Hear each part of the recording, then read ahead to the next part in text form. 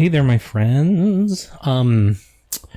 A surprise wound up in my mailbox this morning from my friend Liz, and I thought I would do a little unboxy poo because I haven't done one of them in a while. One of those in a while. And this looks like it's going to be cool. I have not seen much of this other than that Liz shared how much she's enjoying working with it. So this is a Robert M. Place deck. It's a new Robert M. Place deck, and it is kind of a distillation of his Alchemical tarot. So I do have that deck. I love it. That was also a gift. I've been very lucky with Robert M. Place decks. So, but this sort of takes his deck, what's the word I'm looking for? His Alchemical deck. And sort of distills it down into really simple iconography. And I'm very excited to see it IRL. And this is the thing he's doing with his new decks. Which, he did this with the Alchemical. I cannot get through the plastic.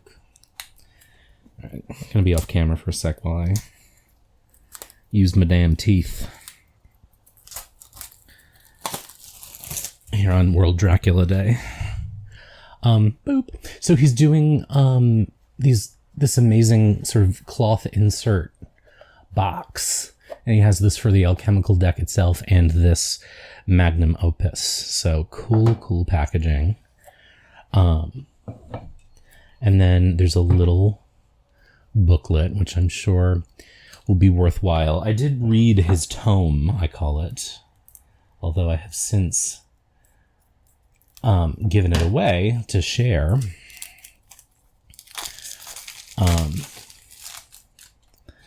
But I might even reference his books. So, interesting cardstock. It feels really nice. So it's gilded, which makes total sense for an Alchemical deck.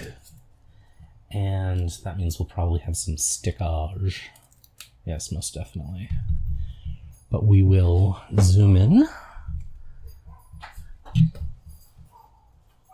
And so the window's open, by the way, so I'm hoping it's not too distracting. But so this is the back. Now, I have to admit that I know very little about alchemy and such, and the little I do know came from his books. So I would assume that this is the Fool. Interesting. So these have different titles. And let's see if he references those. The Unnamed Card was the first one. This image of a Joker represents the alchemist at the beginning of the work. His ignorance is necessary for him to begin to learn. He is a naive beginner. And so we're going to get a whole new sort of set of things here. We've got the Magician as materia prima. Hermes, the god of alchemy, is the matter of the work, containing all four elements. He is the raw material that will become the stone. He is the spiritual essence found in the material world. Very interesting. I, again, do not know anything about alchemy. So, Priestess of Water would be the High Priestess. I'm not going to read you the whole book, but I did want to show it. And you can see how, very distilled and simple the images are, which I really kind of like. So this would be the Empress. And then the Red King would be the Emperor. My beard is looking about that raggedy right now, just FYI, although I don't have hair. The Priest of Fire is the Hierophant. Conjunction is the Lovers. Conjunction, junction, what's your function? He talks actually in the little book about the lovers representing sex, which I think is interesting because he's one of the few writers on tarot who does that, and I think that's good. Not good that he's one of the few. I think it's a good interpretation. So sublimation would be the Chariot. And he does talk about things like the glyphs. So he says the three glyphs are mercury, salt, and sulfur. The alchemical essences, spirit, body, and mind, and the parts of the Chariot. Disposition would be justice.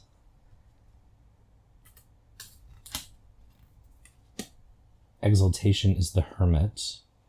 Exaltation is an enhancement like meditation.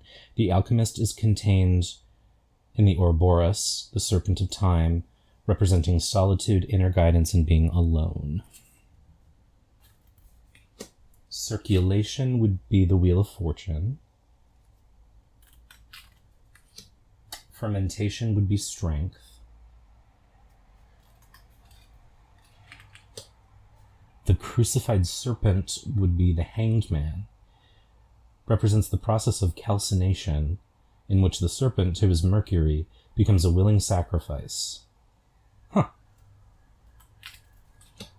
Putrefaction is death.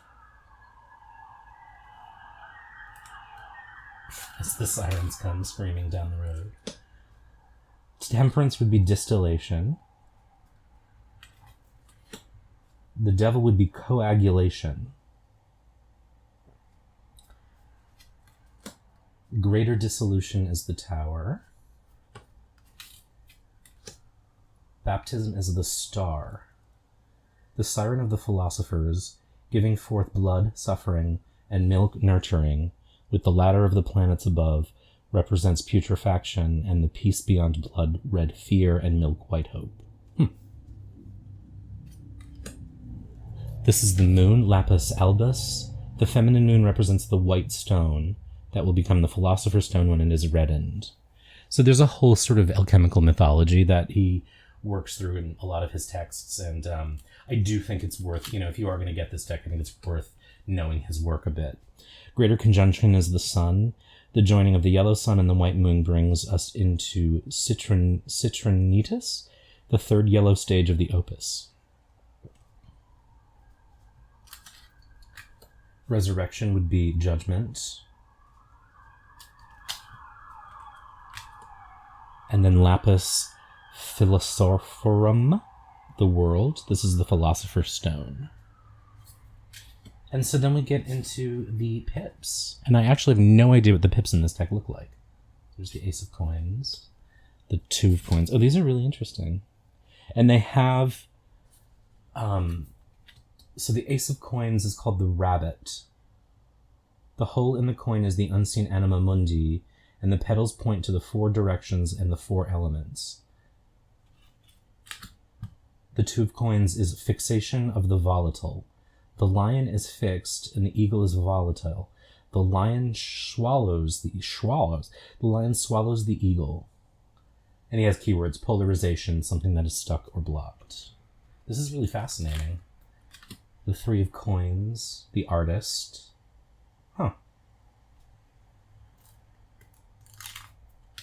The Four of Coins is the miser. The Five of Coins is the beggar.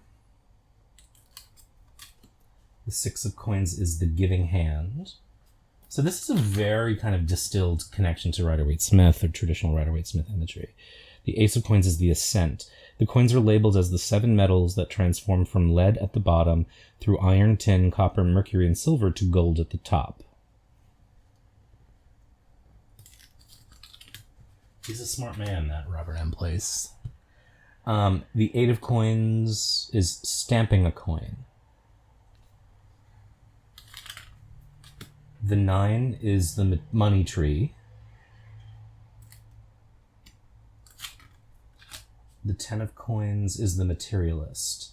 This is an image I think that he uses in his other decks, if I'm not mistaken. And so the courts are Lady, Knight, Queen, and King. And so the Lady of Coins he calls the appreciation of beauty. The Knight of Coins is the protector. The Queen of Coins is wealth. And the King of Coins is the lion. And then we get into cups. So the Ace of Cups is the fish. The grapes grow from seeds planted by the anima mundi in the cup, which is the heart of the soul, finding one's destiny or purpose. The Two of Cups is the caduceus. The Three of Cups he calls the support group. The Four of Cups is the elephant. He uses this a lot too in other decks. The 5 of Cups is the quake. The 6 is gardening.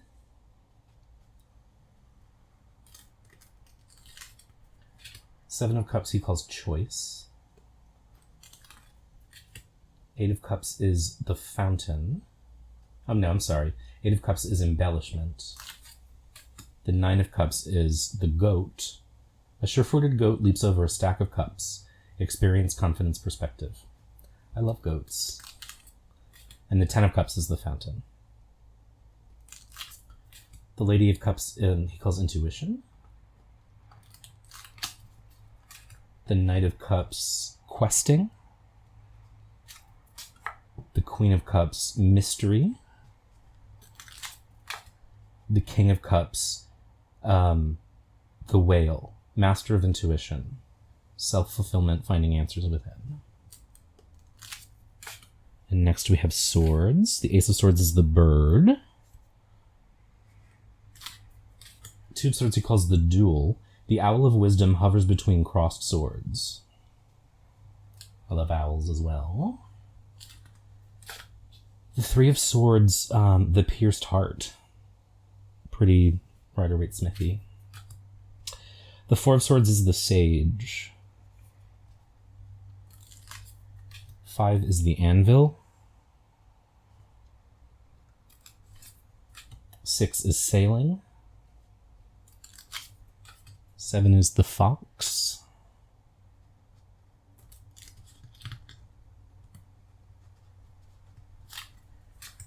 The 8 is the beast. He's a beast because he's imprisoned in a cage of swords. Trapped, blocked, or repressed. The 9 of Swords, fear. And 10 of Swords, the victim. The Lady of Swords is the musician. The Knight of Swords is the hero. Queen of Swords is insight. King of Swords is the eagle. And then finally, batons. So the salamander, fire animal who mates in fire, represents a new passion, a new project, or a value judgment. 2 is Hermes and Aphrodite. A torch labeled Hermes joins with one labeled Aphrodite. The 3 is the ship. 4 is joined hands. This is a Renaissance symbol for marriage, the embracing of opposites, marriage, commitment, and passion. The 5 is 5 fingers, creative energy, a flow of creativity, or to work with the hands. The 6 is the laurel wreath. 7 he calls the mad dog. 8 is the axe. 9 is drawn to the flame. And 10 is the phoenix. The Lady of Batons is the dancer. The Knight of Batons is the explorer. The Queen of Batons is liberty. And finally, the King is the dragon. A dragon, master of fire and master of feelings. He knows what he likes. And so that is what the deck looks like. And I think it's fascinating. Part of it, oh my god, lights are falling. Par for the course here in 2020. Part of me actually wishes his words were on that. And this is so unlike me to say that, isn't it? But sort of curious. I feel like this little white book is very it's giving us some interesting stuff. So this is really interesting cardstock. It's thin, but it feels nice. It's not too thin. It's very bendy. It's a nice size. Let's see if it riffle shuffles. I know you're not supposed to riffle shuffle gilding, but I don't play by the rules.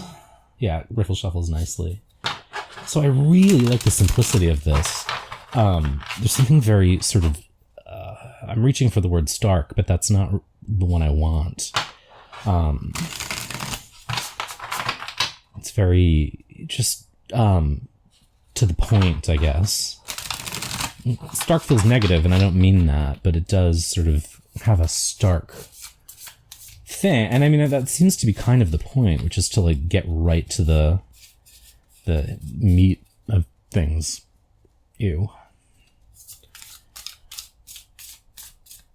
I'm a little worried that in shuffling this I'm going to bend, because I almost just did. But let's see how they look if I lay them out. Putrefaction.